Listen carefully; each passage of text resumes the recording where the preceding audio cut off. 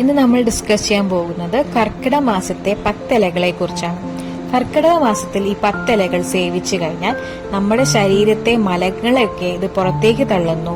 അതുകൂടാതെ ശരീരത്തിന് പുഷ്ടിയും ആരോഗ്യവും നൽകുന്നു. ഇനി ഈ 10 ഇലകളെ കുറിച്ച് നമുക്ക് നോക്കാം. താളിന്റെ തളിരില. താളിന്റെ തളിരിലയ്ക്ക് വളരെയധികം ഔഷധ ഗുണങ്ങളുണ്ട്. ഇതിന് ദഹന ശക്തി വർദ്ധിപ്പിക്കാനുള്ള കഴിവുണ്ട്. കാൽസ്യം, ഫോസ്ഫറസ് എന്നിവ ഇതിൽ ധാരാളമായി അടങ്ങിയിരിക്കുന്നു.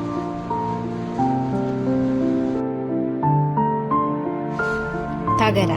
ആയുർവേദ ചികിത്സയിൽ വളരെയധികം ഉപയോഗിക്കുന്ന ചെടിയാണ് തകര. ഇതിന്റെ ഗുണങ്ങൾ ഏറെയാണ്.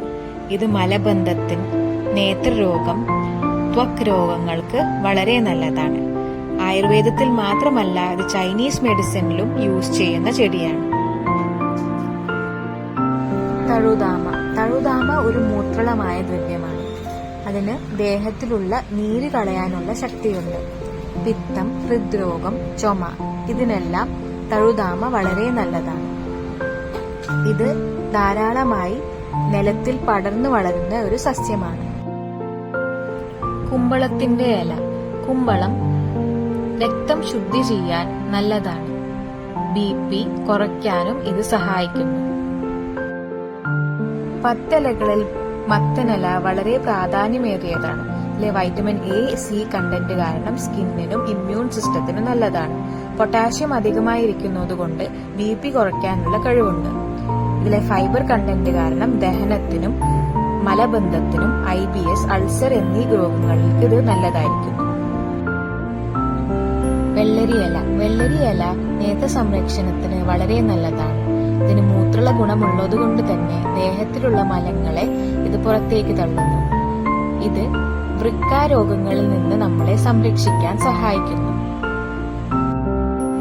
മുള്ളൻചീര. മുള്ളൻചീരയിൽ അയേണിന്റെ കണ്ടന്റ് വളരെ അധികമുണ്ട്. അതുകൊണ്ട് തന്നെ വിളർച്ചയ്ക്ക് ഇത് നല്ലതാണ്. അതുമാത്രമല്ല, ഇതിലെ വൈറ്റമിൻ A, C അടങ്ങിയത് കൊണ്ട് തന്നെ ഇത് ത്വക്ക് രോഗങ്ങൾക്കും ഇമ്മ്യൂൺ സിസ്റ്റം വർദ്ധിപ്പിക്കാനും നല്ലതാകുന്നു. ചേനയുടെ ഇല. ചേനയിലയിൽ ഫൈബർ അധികമായി അടങ്ങിയിരിക്കുന്നത് കൊണ്ട് തന്നെ ഇത് ദഹന പ്രശ്നങ്ങൾക്കും മലശോധനയ്ക്കും ഉപയോഗപ്രദമായിരിക്കുന്നു. ഇതിലെ കാൽഷ്യം, ഫോസ്ഫറസ് കണ്ടന്റ് കാരണം ഇത് അസ്ഥി സംരക്ഷണത്തിനും സഹായിക്കുന്നു. പയറില. ഇത് ദേഹശുദ്ധി വരുത്താൻ വളരെ നല്ലതാണ്. ഇതില് കാൽഷ്യം, അയൺ കണ്ടന്റ് വളരെ അധികമായി അടങ്ങിയിരിക്കുന്നു. വൈറ്റമിൻ A, B2, Cയും ഇതിലുണ്ട്. ഗർഭിണികൾക്കും മെനോപോസ് അടുത്തവർക്കും മെൻസ്ട്രൽ പെയിൻ ഉള്ളവർക്കും ഈ ഇല കഴിക്കുന്നത് വളരെ നല്ലതാണ്. ചൊറിയനില അല്ലെങ്കിൽ ആനക്കൊടിത്തുവ അല്ലെങ്കിൽ ആനച്ചൊറിയനം. ഈ ചെടിയിൽ വൈറ്റമിൻ Cയും ആന്റി ഓക്സിഡന്റ് പ്രിൻസിപ്പിൾസും അധികമായി ഉണ്ട്. ഇതിന് സന്ധിവേദനകളും നീർക്കെട്ടും കുറയ്ക്കാനുള്ള കഴിവുണ്ട്. ഈ ചെടിയിൽ ചെറിയ ചൊറിച്ചിലുള്ളതുകൊണ്ട് തളിരിലകൾ മാത്രം സൂക്ഷിച്ചുപയോഗിക്കുക. നെയ്യുരുന്നി. നെയ്യുരുന്നി നീർക്കെട്ട്, പ്രമേഹം, ആർത്തവ രോഗങ്ങൾക്ക് നല്ലതാണ്. അതുമാത്രമല്ല, ഇതിനൊരു ആന്റിബയോട്ടിക് ആക്ഷനും ഉണ്ട്. അപ്പോൾ നമുക്ക് പലവിധ രോഗങ്ങൾ വരുന്നതിൽ നിന്ന് തടയാൻ ഇത് സഹായിക്കുന്നു.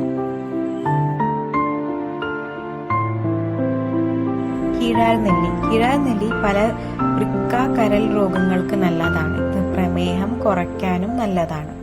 അതുമാത്രമല്ല, ഇതിനൊരു ആന്റിവൈറൽ, ആന്റിബയോട്ടിക് ആക്ടിവിറ്റിയും കൂടി ഉണ്ട്. മുക്കുറ്റി. മുക്കുറ്റി വയറിളക്കത്തിനും കഫക്കെട്ടിനും വളരെ നല്ലതാണ്.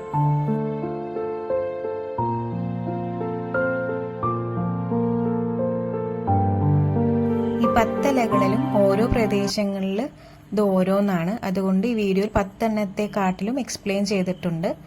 ഈ വീഡിയോ നിങ്ങൾക്ക് ഇഷ്ടപ്പെട്ടെങ്കിൽ please do like, share and subscribe Ayurvidyalayam. Thank U.